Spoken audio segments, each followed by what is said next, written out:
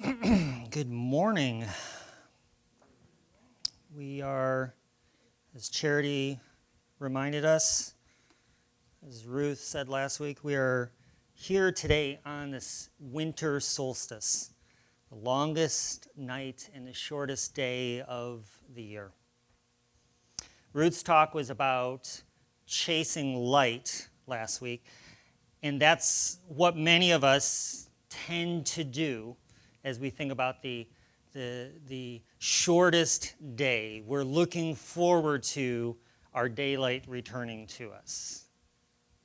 In the winter, even just the slightest glimpse of some blue sky and sunshine is enough to kind of like, okay, we haven't died. It's not gone yet, right? But we carry a lot of that. But rather than chasing light, I would say that this week, if we were going to talk about something, rather than focusing on the arrival of more light, I want to sit with the darkness and I want to honor the season. I want to contemplate what the darkness is asking us to sit with in this season, instead of just plowing ahead. We, as human beings, dislike uncomfortable situations and pain.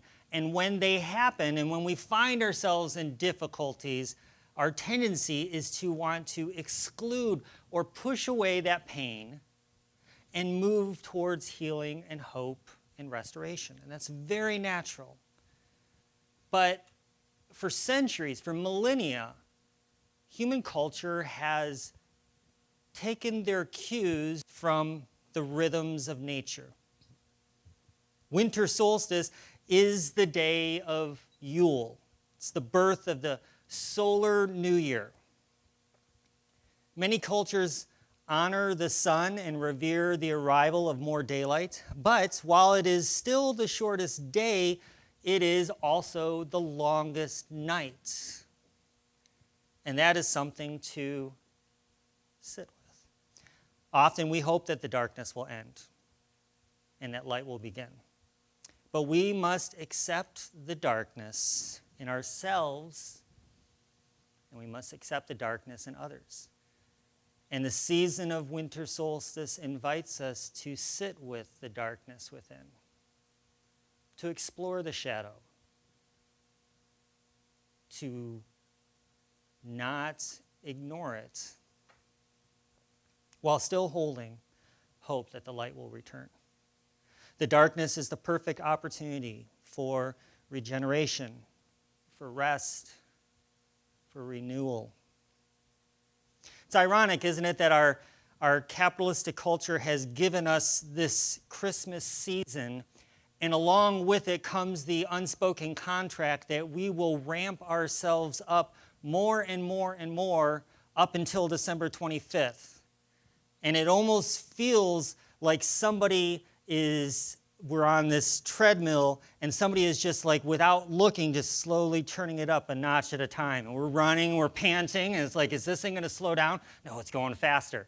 And culture tells us, move faster, bounce around. If anything, this is probably one of the busiest times of the year as far as planning things for many people, because you've got holiday parties and you've got to plan when you're going to see family and which family, and have you gotten that present yet? All the running, all the hectic nature. And yet, when you compare that to nature, which we are of this earth, we are human beings from this planet. And when we look at this planet, when we look at the rhythm and the nature of that nature gives us, we see that no, during this season, this is the season when things slow down. Some animals even hibernate.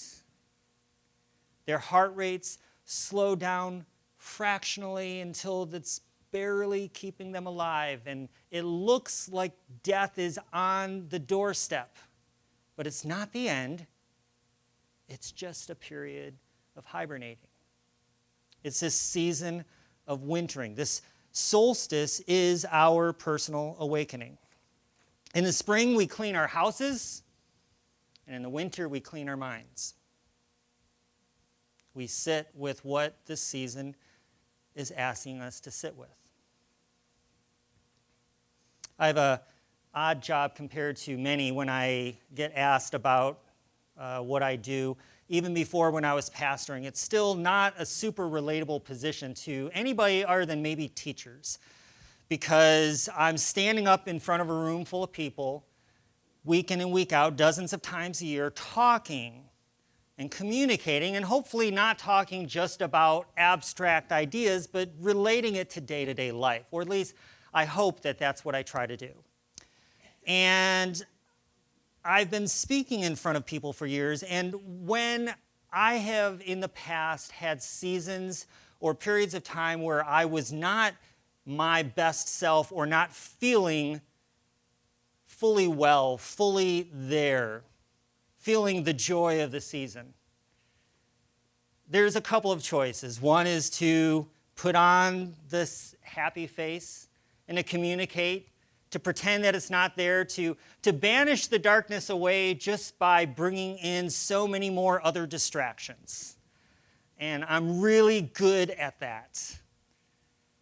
I've told my therapist that I have this ability to compartmentalize with the best of them. And when I tried to relay an example of what it was like, I used the illustration. I said, do you remember at the end of Indiana Jones in the Raiders of the Lost Ark where they take the Ark and then they're wheeling it into the warehouse, and then you see the lights come on and you see these long rows and all these boxes hammered shut that hadn't been touched for years? I said, that's what it's like up here.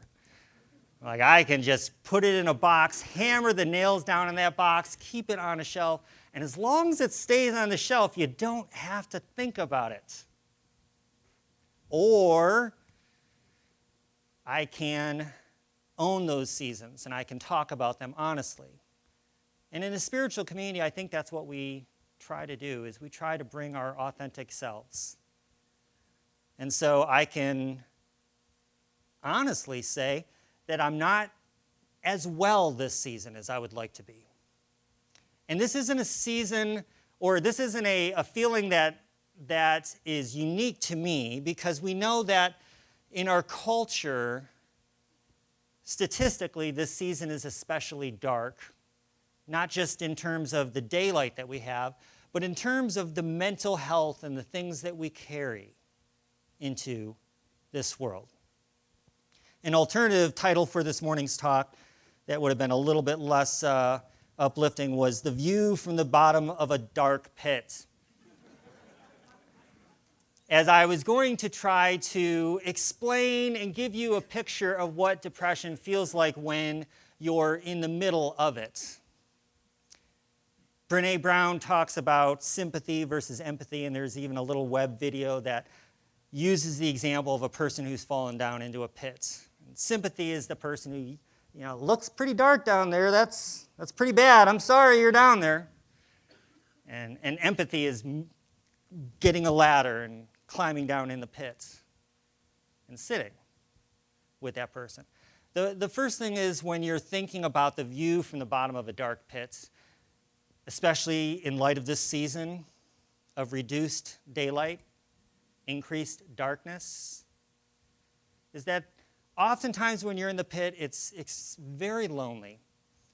And the light that you see is either at the top of a long tunnel, or it's whatever light you brought with you. Ruth spoke last week about tending the light for yourself and being a light tender, a light holder for others. She said how in some cultures that was a sacred task to tend the light. And I think for each and every one of us, we each carry that sacred responsibility of nurturing our own light. But it's okay to acknowledge that in some seasons it's harder than others to carry that light.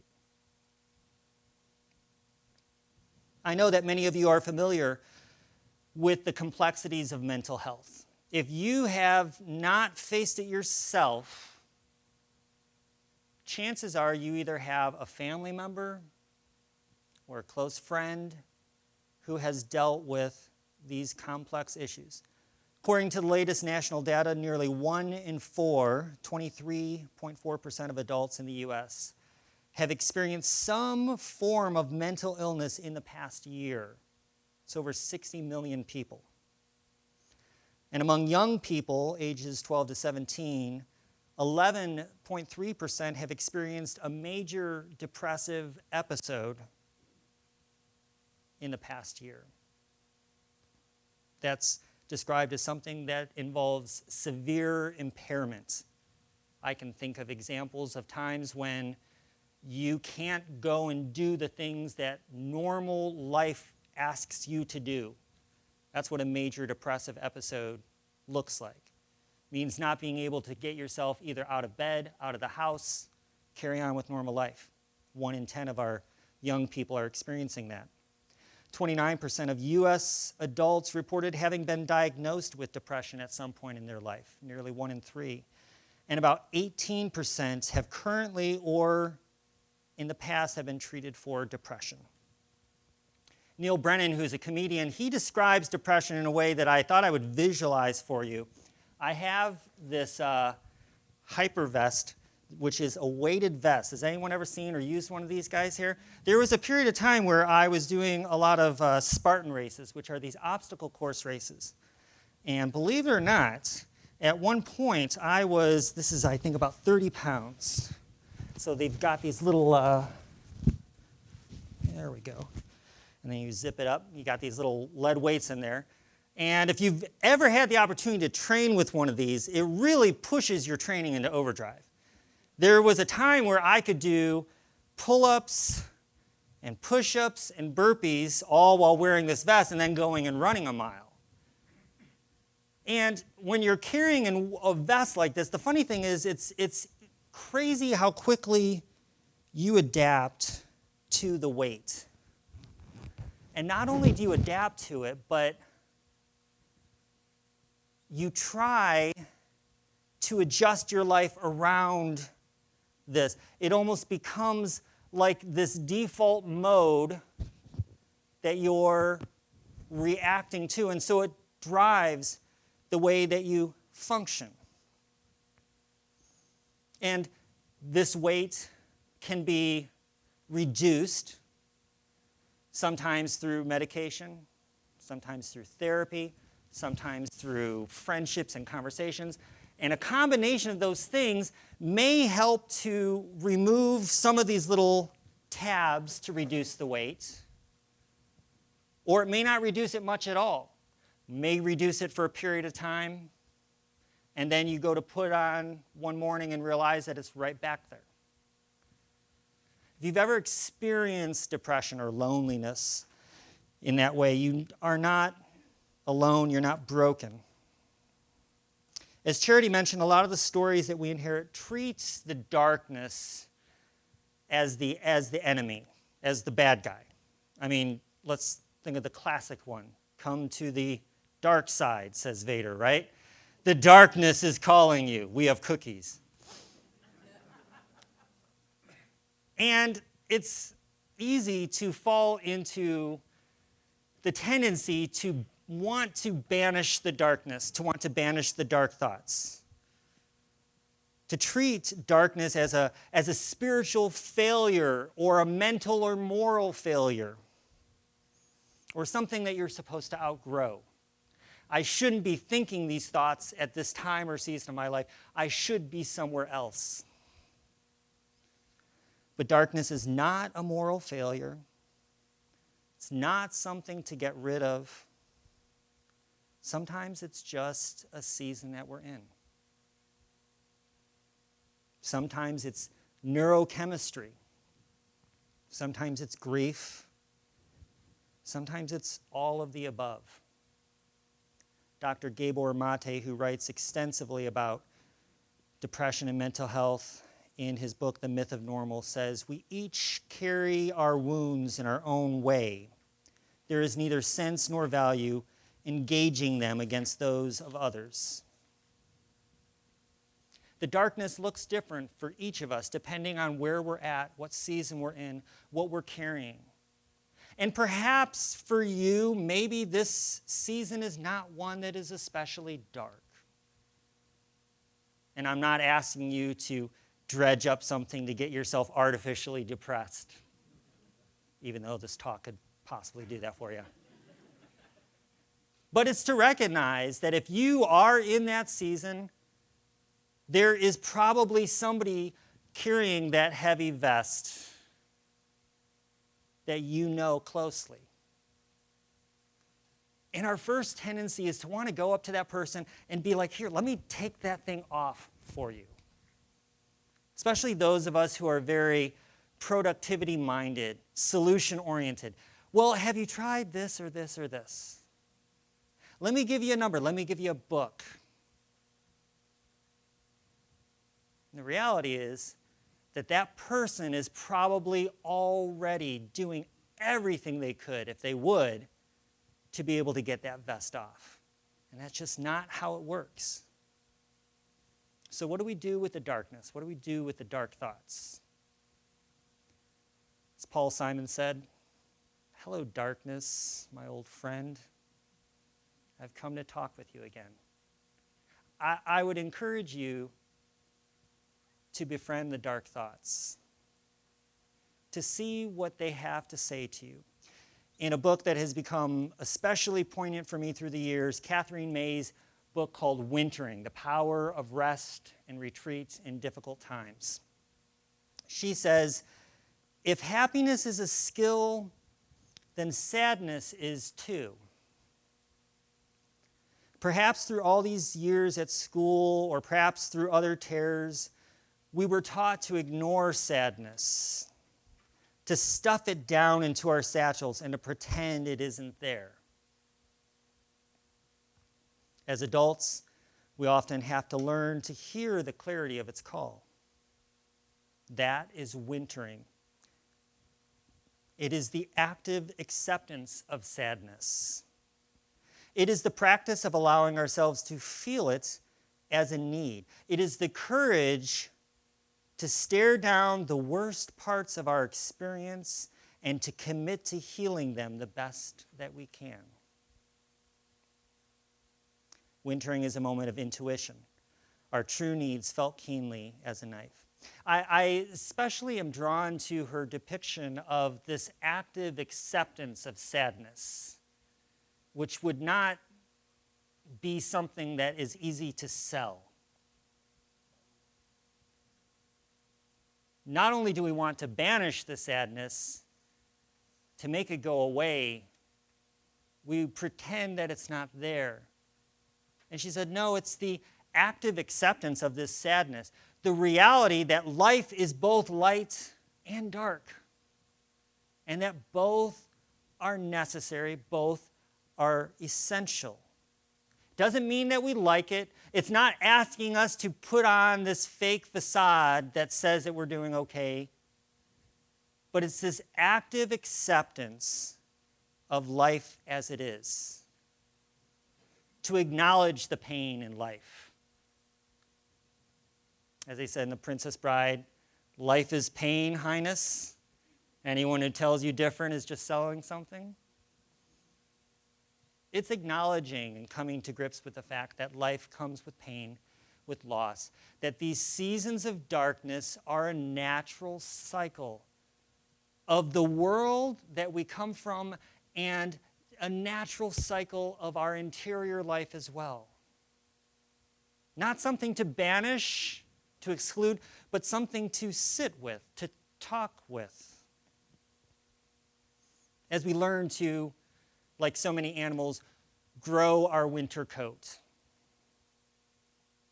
When we're heading into the cold, into the darkness, many animals, through generations of evolution, have developed the ability to either put on fat, to put on fur, and to be able to hunker down against the darkness of the winter. And we as human beings are invited to, in that same resilience. Catherine May goes on and says, plants and animals don't fight the winter. They don't pretend it's not happening and attempt to carry on living the same lives that they lived in the summer. They prepare, They adapt. They perform extraordinary acts of metamorphosis to get them through. Winter is a time of withdrawing from the world, maximizing scant resources, carrying out brutal acts of efficiency, and vanishing from sight. But that's where the transformation occurs. Winter is not the death of the life cycle, but its crucible. During this season, I've been sitting with a poem from Rumi that has been equal parts encouraging and equal parts frustrating to me. It's frustrating because I wish I could be in the place that Rumi describes. The poem is The Guest House, and it's one of his better known poems. This being human, he says, is like a guest house. Every morning, a new arrival. A joy, a depression, a sadness. He says, welcome and entertain them all. Even if there are a crowd of sorrows come to violently sweep your heart empty of its furnishings. Don't despair, he says, because they may be preparing you for some fresh new joy. The dark thought, the shame, the malice, Rumi writes, meet them at the door laughing and invite them in. Be grateful for whoever comes, because each has been sent as a guide from beyond. For those of you like me who may recognize the view from the bottom of a dark pit, you know what it feels like to be consumed with grief, with depression, with frustration, with loss. You may recognize these feelings from times in your life where you've gone through transitions that have been especially difficult. The invitation for us that Rumi talks about is that we have a couple of choices. We can try to bar the doors and windows of our hearts and hammer up the boards and batten down the hatches and say nothing is going to get in. And it may work for a season, but that's not reality. We can't banish the dark any more than we can try to cling to more and more and more of the light. Instead, Rumi says, recognize that they are all travel guides. They're all showing up at your door with a job to do, and they're all preparing you for something better on the other side. I'm not going to the extreme of saying that you have to find a purpose in the midst of the loss and the darkness. That's an evangelical culture I came out of that is frankly hurtful and destructive and prevents you from being able to come to grips with the loss. I'm not saying that those things had a purpose, but I am saying that we can find a purpose in the midst of the difficulty. That instead of seeing that fresh depression, sadness, that crowd of sorrows as a band of robbers that is taking away your peace of mind, you instead recognize, well, they're actually the moving crew. They're coming in, they're getting rid of some stuff because there must be something more coming. Welcome and entertain them all. Meet them at the door laughing. As Charity reminded us in her meditation, we can label the night as bad and the light as good, but there's no bad or good. There's these patterns. And you can no more say that the darkness is bad and the light is good than you could say that summer is the only good season, because without the winter, you couldn't have the new growth. So the promise of the light in this season is the knowledge that no matter how dark it gets, no matter what it feels like in the bottom of that dark pit, for your loved one who is in the bottom of that dark pit that you so desperately wish you could reach down and pull them out, to recognize that the darkness does not last forever. The light is coming. But let's sit with what the darkness is asking us to sit with in this season. This season is not meant to be faced alone. The title I landed on is Walking Together into the Dark, because the beautiful thing about this image is that no matter how dark it is for any one of us at any one moment in our life, chances are in your community, in this community, there's somebody else that has been or is being a light tender that can offer you and share that light, share that encouragement. Don't go into this alone. Walk together into the darkness. My encouragement today and this afternoon, and this is not a fun exercise, but it's a practical and a necessary one.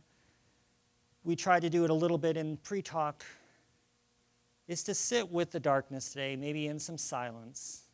If you have any eye shades or anything that you could put on to really embrace the darkness, or if you just wait until, what, about 4:15?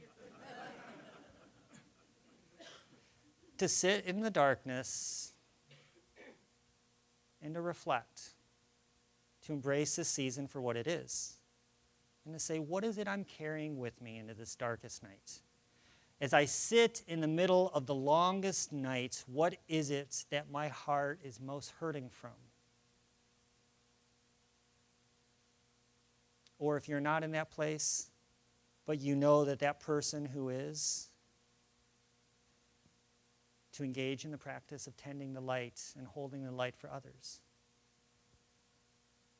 Friends, let's walk together into the darkness, embrace the season for what it is, and learn to see what the darkness has to share with us. Thank you.